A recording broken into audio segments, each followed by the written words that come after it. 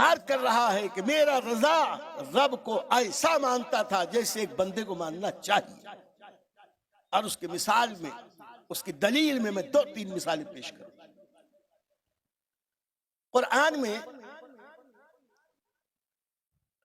اللہ نے ایک جگہ ارشاد فرمایا من انصاری اللہ نحن انصار اللہ.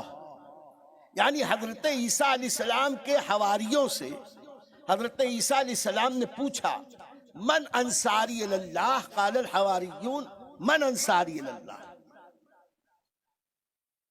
یعنی حضرت عیسیٰ علیہ السلام نے پوچھا،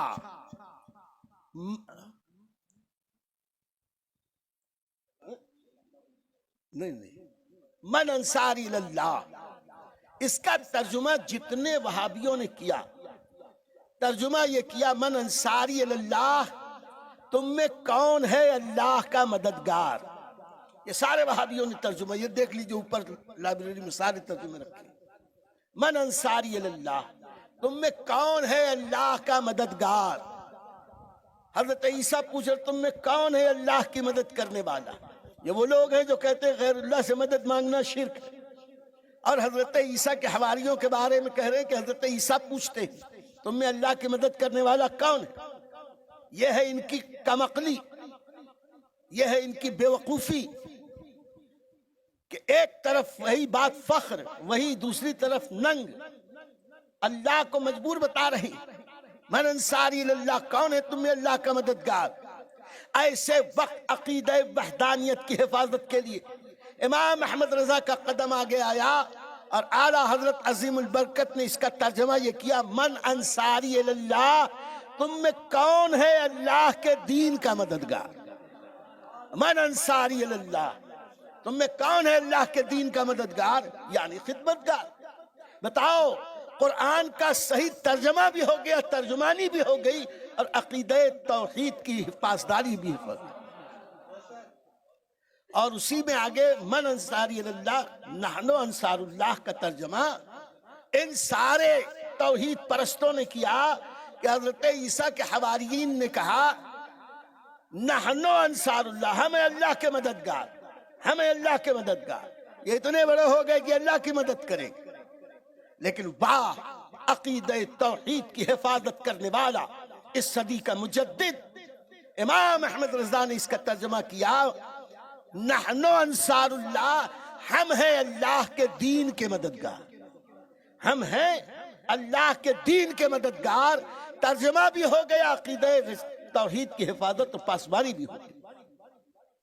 ایسے ہی وَمَكَرُوا وَمَكَرَ اللَّهُ، یاروں نے، عیاروں نے، غداروں نے اس کا ترجمہ کیا اور اللہ نے مکر کیا. اور ان کافروں نے مکر کیا تو اللہ نے مکر کیا، کافروں نے عیاری کی تو اللہ نے عیاری کی، کافروں نے چال بازی کی تو اللہ نے چال بازی کی. واللہ خیر الماکرین، اللہ بہت اچھا چال باز ہے، اللہ بہترین مکار. یہ سارے وہابیوں کے ترجمے. ایسے میں کنز الایمان، ایمان کا خزانہ، امام احمد رضا نے اس کا ترجمہ یہ کیا کہ وَمَكَرُوا، ان کافروں نے اپنی مکاری کی، وَمَكَرَ اللَّهُ، اور اللہ نے اپنی خفیہ تدبیر فرمائی، اپنی خفیہ تدبیر فرمائی. جگہ جگہ یہی کہا، جہاں جہاں بھی اس الفاظ آئے. امام احمد رضا رب کی توفیق سے ایسے پار لگے کہ ماننا پڑا کہ وہ صدی بھی امام احمد رضا کی تھی اور یہ صدی بھی امام احمد رضا. ایسے ہی اللہ یستہزئ بہم، اور دوسری جگہ بھی کئی جگہ ہے. اس کا ترجمہ ان وہابیوں نے یہ کیا اور اللہ ان سے مذاق کرتا ہے، اللہ ان سے ٹھٹھا کرتا ہے، اللہ ان سے مسخری کرتا ہے. وہ سارے الفاظ جو شہدے اوباش نوجوان استعمال کرتے ہیں سارے قرآن کے ترجموں میں موجود ہے. بتانے کا ذمہ دار یہ فقیر عزیز. اللہ مذاق کرتا ہے، اللہ ٹھٹھا کرتا ہے، اللہ چال بازی کرتا ہے، اللہ مسخری کرتا ہے، اللہ تمسخر کرتا ہے. تو اللہ چال باز ہے، مکار ہے، تمسخر کرتا ہے، ہنسی مذاق کرتا ہے، ٹھٹھا کرتا ہے. یہی ہے شان خداوندی، یہی ہے شان وحدانیت۔ شان وحدانیت کے پہرے دار کو دیکھنا ہے تو امام احمد رضا کی بارگاہ میں، جس کی بارگاہ میں کچوچا کے تاجدار حضور محدث اعظم ہند آئے، ابتدائی تعلیم کے لیے نہیں آئے، دستار باندھ کر عالم فاضل بن کے امام احمد رضا کی بارگاہ میں آئے، پڑھ لکھ کر امام احمد رضا کی بارگاہ میں آئے، اور چند دن رہ کے کہتے ہیں کہ یہاں آنے کے بعد پہلے میں یہ سمجھتا تھا کہ بہت بڑا عالم، یہاں آنے کے بعد سمجھ میں آیا ابھی تک تو میں دریا کے کنارے سیپیاں چن رہا تھا، آج علم کے بحرے بے پیدا کنار کے سامنے آ گیا۔ امام احمد رضا کے علم کے آگے بڑے بڑوں نے اپنی سر عقیدت جھکا کے بتایا، پوری دنیا اسلام نے، عرب ہو کے عجم، ہل ہو کے حرم، اگر علم والا ہے یا دیانت والا ہے تو امام احمد رضا کو اللہ کی آیتوں میں سے ایک آیت، اللہ کی نشانیوں میں سے ایک نشانی، اللہ کے نبی کے معجزات میں سے مشہور معجزہ، اس کی تھوڑی سی وضاحت کر دو۔ اللہ کی نشانی کیسے؟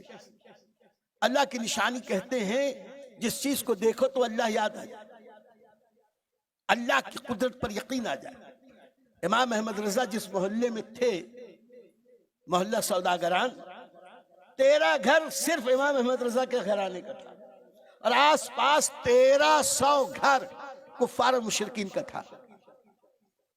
آج بھی آس پاس سارا محلہ کفار و مشرکین، اور ان کے بیچ میں یہ نورانی گھر، یہ نورانی مزار، یہ روپہلا گنبد ایسا چمک رہا ہے، دمک رہا ہے کہ پوری دنیا کفر مل کر بھی امام احمد رضا کو اپنے موقف سے سر منہ ہٹا نہ سکی۔ امام احمد رضا کل بھی اعظم و اعلیٰ تھا، آج بھی اعظم و اعلیٰ، اپنے دین کا بول بالا۔ جس وقت بڑے بڑے دارالافتاء بک گئے تھے اور کہنے لگے تھے کہ برادران وطن کا خیال رکھ کر گائے کی قربانی چھوڑ دو، کوئی ضروری تھوڑے ہے، اس کے بدلے میں بھینس کاٹ لو، بکرا کاٹ لو، بکری کاٹ لو، دمبا دمبی کاٹ لو، گائے چھوڑ دو، برادران وطن کا خیال رکھو۔ ایسے وقت میں بریلی کے تاجدار نے فتویٰ، امام احمد رضا نے فتویٰ دیا تھا، گائے کی قربانی شعار اسلام ہے، آج بھی تمہیں کرنی چاہیے، آج تم اس سے مصالحت کرو گے، کل تمہارے دوسرے اہم مسائل کے اوپر بھی تم پہ چڑھ دوڑے۔ تو یہ اللہ کی نشانی تھی کہ جیسے 32 دانتوں کے بیچ میں ایک نرم زبان محفوظ، ویسے ہی 1300 کفار کے بیچ میں امام احمد رضا تنہا محفوظ۔ یہ ہے خدا کی نشانی اور رسول کا معجزہ، وہ ایسا معجزہ کہ جس زمانے میں رسول پاک صاحب الاولاق صلی اللہ علیہ وسلم کے خلاف ہرزہ سرائی کی جا رہی، ان کے علم کی وسعت کے بارے میں کہہ رہے تھے، نبی کے علم سے زیادہ تو شیطان کو علم ہے۔ کتابوں میں لکھا کہ نبی کے علم کی وسعت کی کوئی نس نہیں ملتی، اور شیطان اور ملک الموت کے وسعت علمی کی نس ملتی ہے۔ ان کو دلیل ہے ان کے بارے میں، نبی کے بارے میں نہیں ہے۔ دیوار کے پیچھے کی خبر نہیں، پیٹھ پیچھے کی خبر نہیں، نبی کو کیا معلوم، نبی کو کیا پتا، نبی تو کسی چیز کا مالک و مختار نہیں، وہ تو اپنی بیٹی فاطمہ کو نہیں بچا سکتے، معاذ اللہ۔ ایسے وقت میں جب نبی کریم کے علم غیب اور وسعت علمی پر اعتراض کیا جا رہا تھا، تو نبی کے معجزے کی شکل میں اللہ نے بریلی میں امام احمد رضا کو پیدا کیا، ایک آدمی 150 سے زیادہ علوم پر کامل مہارت رکھنے والا، اب بغیر کسی یونیورسٹی یا کالج اور دارالعلوم میں داخلہ لیے، اپنے گھر پہ بیٹھ کر اللہ کی عطا سے وہ علم حاصل کیا کہ ہزار کتابیں لکھی، لاکھوں لاکھ صفحے لکھے، اور 100 سال سے اوپر ہو گئے، لیکن آج بھی امام احمد رضا کی کسی تحریر پر کوئی اپنا یا بیگانہ کوئی نقطہ نہیں نکال سکا کہ یہ غلط کیا یا یہ غلط کہا۔